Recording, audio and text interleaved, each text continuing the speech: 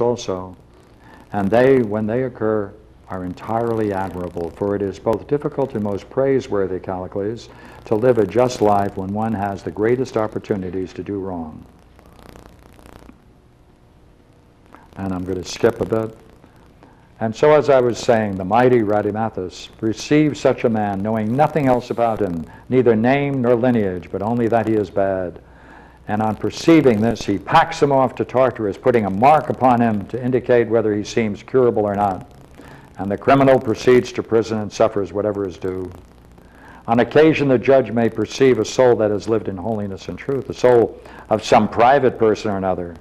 But most often, Callicles, as I should say, it will be the soul of the philosopher who is kept to his own business and is not meddled with others' affairs during his lifetime. Whereupon, the judge is struck with admiration and sends him to the Isles of the Blessed. Achaeus' role is just the same. Each of them sits in judgment.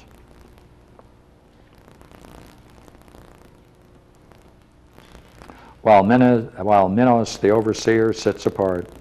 He alone has a golden scepter.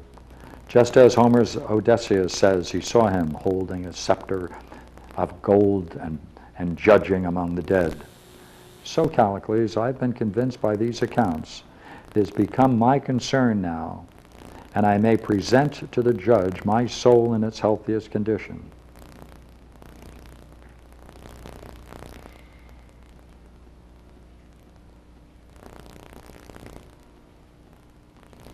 And insofar as I'm just skipping a line or two, and insofar as I am able, I will urge all other men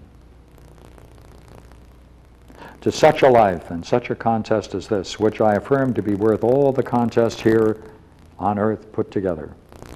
And I retort to your reproaches that it is you who will be unable to help yourself when the trial and that judgment which I have just described comes upon you. You will have to appear before the judge, Aeginea's son, as we know, is our good friend Aias. That's Aeginea's son. Because he's in the west, and I suspect it's also because it's dark.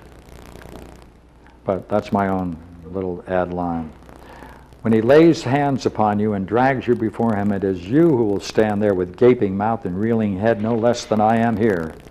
And it will be you, perhaps, whom they will shamefully slap in the face and mistreat you with every indignity. Now, it's quite possible that all this may seem to you to be a myth, an old wives' tale. You'll despise it. Nor would your contempt be surprising if with all our searching we could find anything better or truer than this account. But as it is, you will observe that the three of you, the wisest of all the Greeks alive at this moment, you and Polus and Gorgias, are unable to demonstrate the necessity of living any other life than this, which clearly brings advantage after death as well. And that's another paragraph, and that's how he ends his myth. Now, I want to go back to the opening line of the myth. Then listen, as they say to this very fine tale, which you may consider a myth, but I regard as a true story, for I want you to take everything I shall say as strict truth. If he takes everything as strict truth, then going back up with all of the references he has made, because we have to find these connections. They knew them. I'm just filling them in. This was known. This mythology was known. Therefore, what is it that's true? That there's a metaphysics behind it. And what can you see behind it? Nothing other than one principal, triangular model that runs through the entire thing. For relations are constant, though the terms for each may change. And what does he do with mythology? He brings it down to the level where he wants to discuss some problem, find what's parallel to it in this map, personify it with certain people, bring them in terms of the family relationships that already exist in the mythology, match it with his metaphysics, or metaphysics matches the mythology, or the mythology matches the metaphysics, which either way you want. So you have a perfect unity between the two. Thank you. That's what I wanted to play with.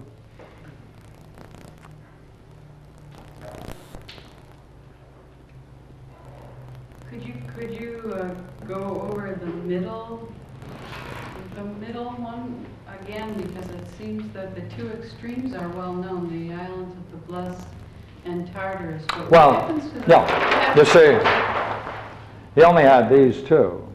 He didn't have any return.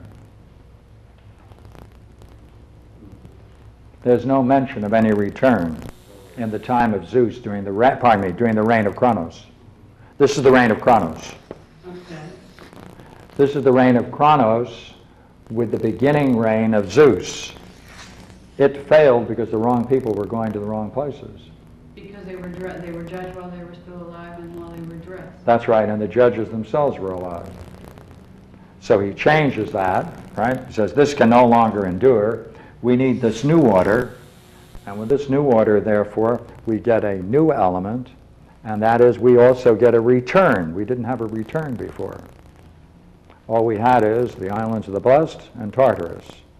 No mention of any return, no understanding what was going on in that realm.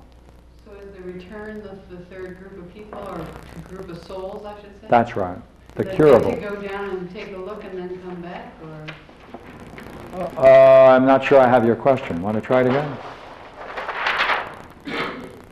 Do the judges now in the myth in the third section now judge the soul after it's died Yes. and they are dead, and now they not only can judge that the soul could go to the Isles of the Blessed or to Tartarus, but that it could go third place, That's which right. would be, what, to go to Tartarus and take a look around and come back? Do they say That, that? well, after they pay off their whatever it is they owe. Because I don't remember seeing that in this myth clearly. Other myths I have. What part? Don't you say? That where the third choice is offered. Well, the third choice is offered between the curable and the incurable. The curable are cured of their punishment, Okay. and therefore they can return. And then they can return. Then they can return. So between the two extremes, with the curable, he has a return. You have to have a return, because now we have Isles of the Blessed, right? And now we have the two regions of Hades, right? The incurable and the curable. Here the curable, and the curable can return. Not to the Islands of the Blessed, but they can return for a new existence and the possibility of getting there. But this myth does not tell you how you're cured, or does it? Because I don't see that No. here. It's in other. No. This myth says nothing about this journey. It says nothing about this.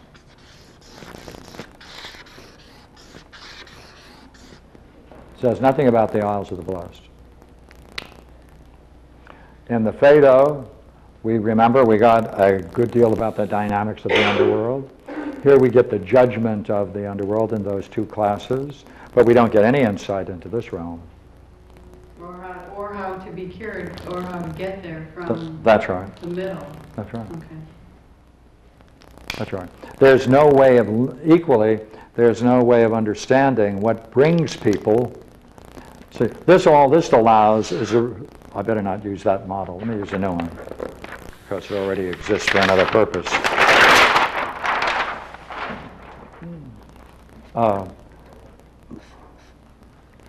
This is we're going to call this the Isles of the Blessed.